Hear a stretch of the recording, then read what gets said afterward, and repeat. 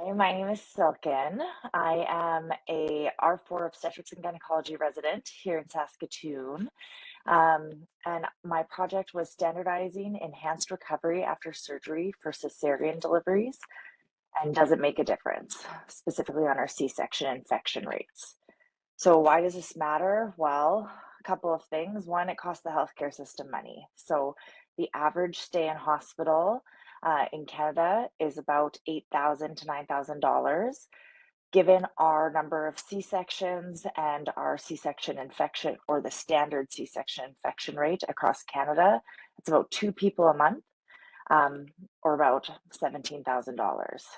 And the second point, kind of more important in my perspective, is that it really significantly impacts a woman's mental health. So readmission to hospital means time away from their family and negatively impacts their body image, and it increases rates of postpartum depression.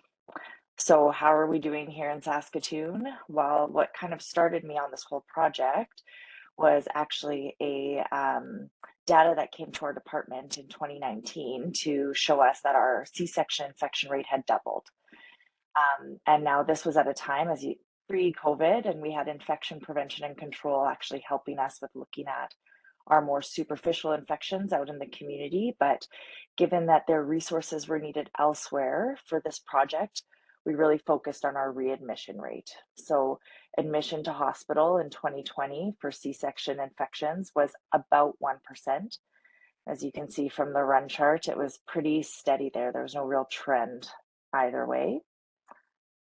So we got a team together and decided that our aim statement would be to reduce the readmission rate for C-section infection at JPCH by 50% by January 2023.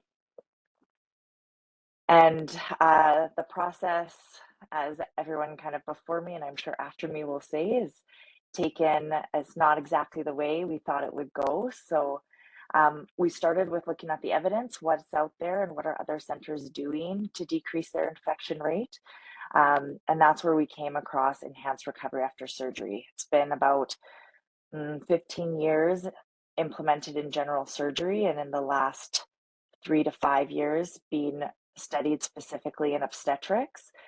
And we looked at kind of our own process, as you can see with the process map of how people get into a C-section and their process afterwards.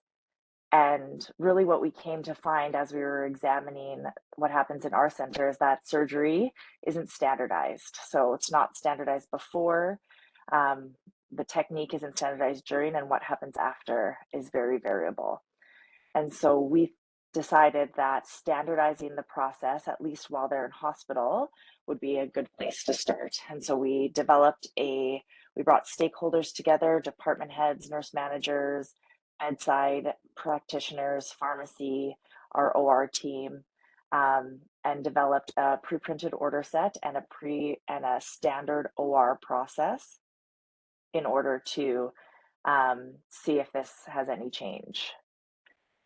Some of the challenges that I think I've heard from some other people through this process is, first of all, we didn't have any place to actually collect the data. So we have 3 different charting spaces, and actually none of them collected the data that we actually wanted to look at. So we could see our readmission rate, but we actually couldn't see what people were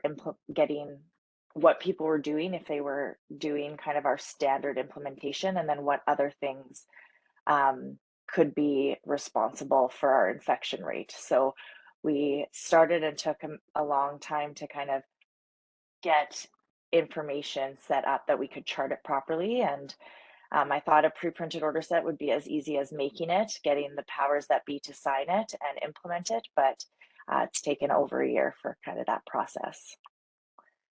So our goals are to implement our pre-printed order set. It is on its way, hopefully by June 1st, and then we will analyze its uptake. And if it's more than 90%, we'll see if it actually impacts our readmission rate and then go from there.